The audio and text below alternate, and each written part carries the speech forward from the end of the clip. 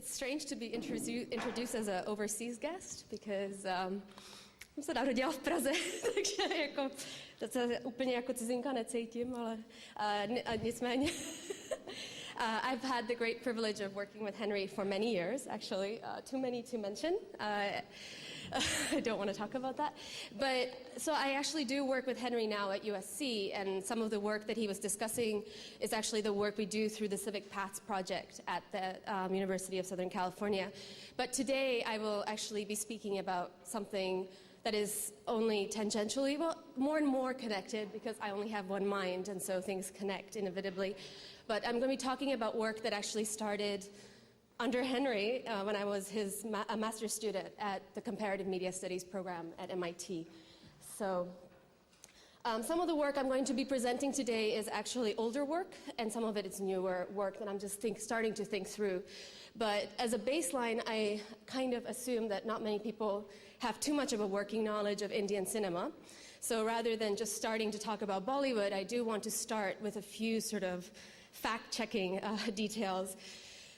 Contrary to what a lot of people actually think, film technologies were introduced to India at the end of the 1800s, just really a couple of years after film technology came into being, and the first film was made in India in 1913, and it was called Raja Harishchandra. It was actually based on an epic story from the Hindu mythology.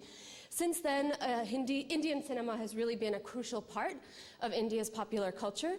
In fact, scholars like Arjuna Padirai have called it the fabric of India's popular culture, and perhaps the most visible have been films that are made in the city of Mumbai, which you might also know as Bombay. India produces upward of 800 films a year, so obviously impossible to watch them all unless you have a lot of time on your hands.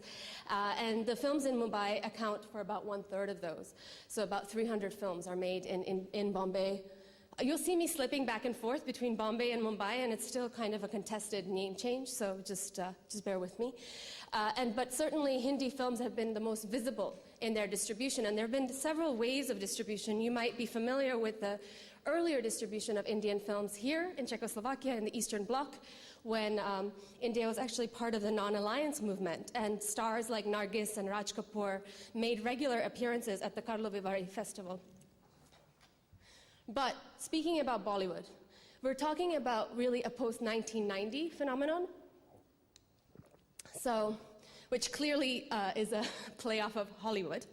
And Bollywood really came into being based on three developments. One was pro-market economic reforms in India itself that enabled new kinds of financing for film production, and also allowed for a new kind of exporting of Hindi films abroad legally, which also satisfied a demand for Indian films by the Indian diaspora, which had since come into age and actually presented a significant economic force for India post-1990. And the third, bringing us to the subject here, is really media technologies, which allowed for the distribution and circulation of Hindi films in new ways. I probably use distribution more, sorry, Henry. So, still thinking that one through. And there have also been some narrative changes, which I'm not going to go into. For now, just let it be said that Bollywood really is understood to be this a multilinear narrative that is based on a lot of digressions, which include comedy, fights, plots that don't necessarily always relate. It's a different film experience, but they also include song and dance sequences, which brings us to this. So song and dance sequences have really been part of film ever since the first film was made in India, really. But they really came into their own with the advent of sound in 1932. And what we see here through the decades, and I actually have a really nice film showing the development of Hindi song and dance sequences through the decades, but I won't show it because otherwise we'll be here way too long. But if you want to ever see that, I put it on YouTube. So you see through the decades the films change based on preferences in the audiences, political climate. Like the 1980s, there were a lot of rebellious dances, heroines. Until the 1960s, there was actually a character called a vamp that was really dancing the very sexy dances that the heroines couldn't dance, and so on and so forth. So, just like Bollywood films, we see a big shift in 1990, around 1990, not specifically January 1st.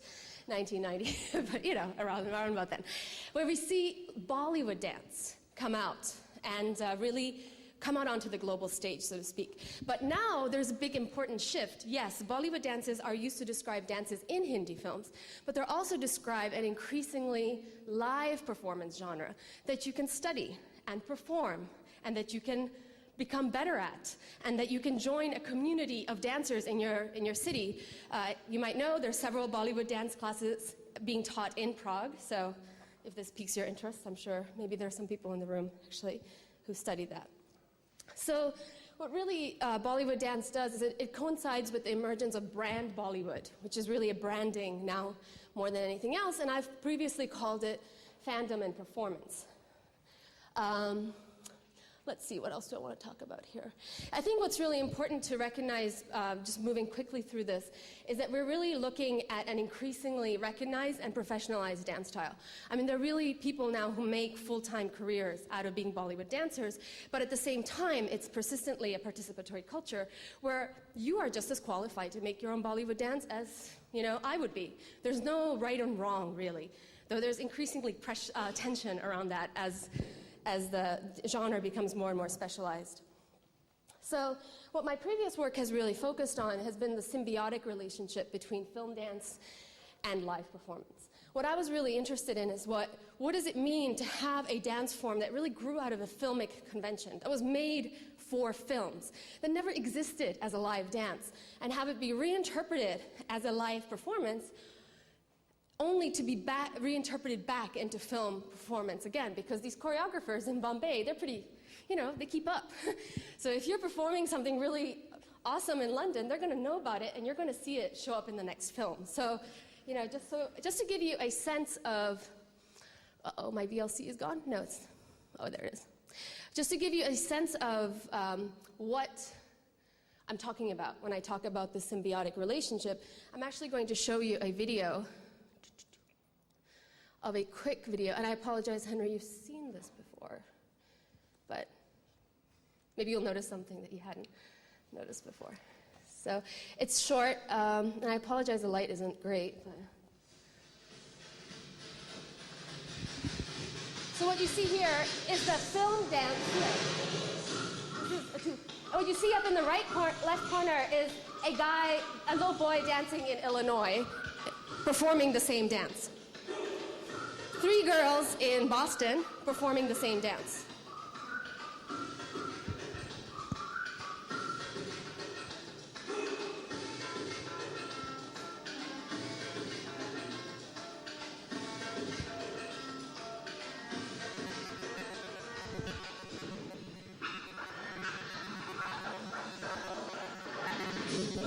A boy in Mumbai performing in his bedroom.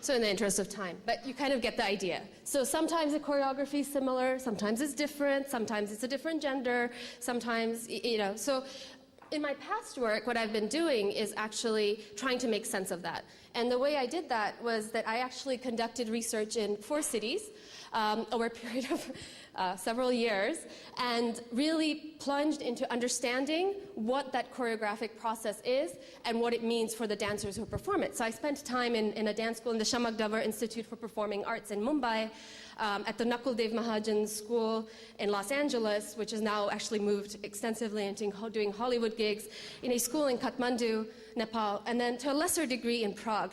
And I say a lesser degree in Prague because I felt that I was slightly biased as one of the co-founders of the Prague Bollywood Festival, and so I didn't feel that I could really research the Prague properly. But it did influence my thinking a lot.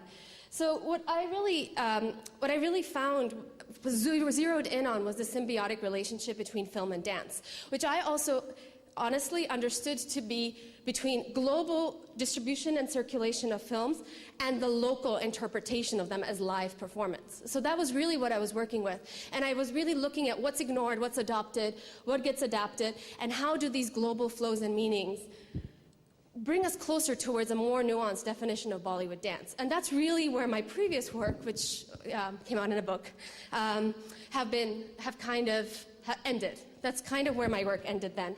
Since then, I've been really thinking about, partially through my work with Henry, and just, everybody's like, what's the new media angle?